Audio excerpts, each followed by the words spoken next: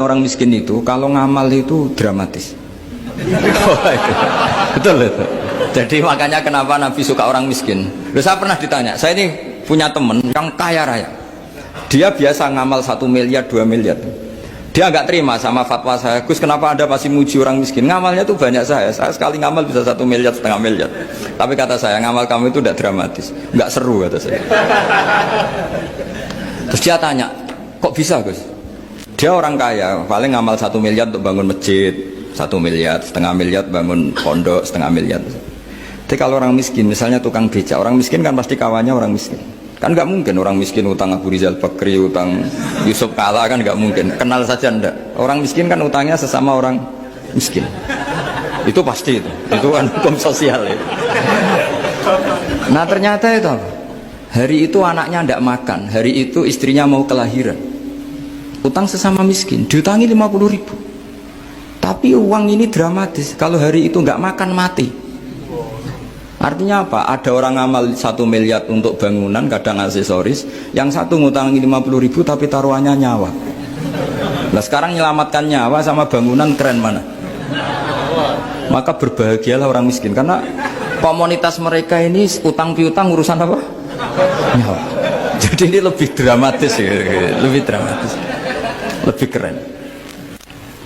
Loh, makanya utang piutang orang miskin itu paling diabadikan Quran karena lebih keren, lebih keren. Karena nyawa apa? Loh saya ini kan termasuk kecil sudah kiai agak keren, sudah kiai agak mapan. Itu kalau orang-orang kaya nawarin saya paling, Gus nggak ganti mobil, nggak ganti aksesoris mobil itu. Itu nggak keren. Al-Nadikan tetap ngamal pun nggak keren. Tapi kalau orang miskin, saya sering kan dengar cerita mereka orang itu ngeri. Kayak cerita yang diabadikan Quran itu, wa yu'thiruna ala anfusihim wa law kana bihim khassas. Itu Nabi ngumumkan saya punya tamu tapi hari ini saya tidak bisa hormat tamu. Ada sahabat yang usul, saya ya Rasulullah, perlu dicatat dulu di Arab tuh nggak ada warung, nggak ada GoFood, nggak bisa kamu pesen online terus, wah nih nanti delivery gitu nggak bisa. Nah terus akhirnya datang ke rumahnya, datang istri saya ada makanan, tidak ada hanya untuk jatahnya bayi. Terus ya sudah, bayinya kamu tidurkan supaya jatah itu dimakan tamunya Rasulullah.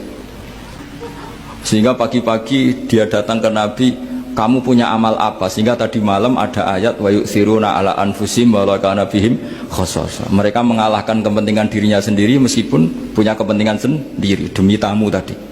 Terus cerita dia, kita tamu tadi malam ya Rasulullah, yang saya sanggup menghormat, sebenarnya saya tidak punya apa-apa, hanya jatah bayi. Itu aja dramatis, bayinya ditidurin dulu tapi tidak disuntik ganja, tidak ditidurin biasa nanti kan, ditidurin biasa. Terus suami saya pura-pura nemani, lampu dimatikan. Nah mungkin tamunya saking laparnya gak penting mikir itu, yang penting makan aja. Jadi maka sebetulnya orang-orang miskin itu tidak usah hiru, wah itu orang kaya bisa ngamal masjid 1 miliar, 2 miliar. Tetap ngamalnya ini sesuatu yang tidak mendesak. Tapi sesama orang miskin, kalau temannya minta tolong itu mesti dramatis. Istri mau kelahiran, kematian, kelaparan, pokoknya yang diselamatkan itu seru semua.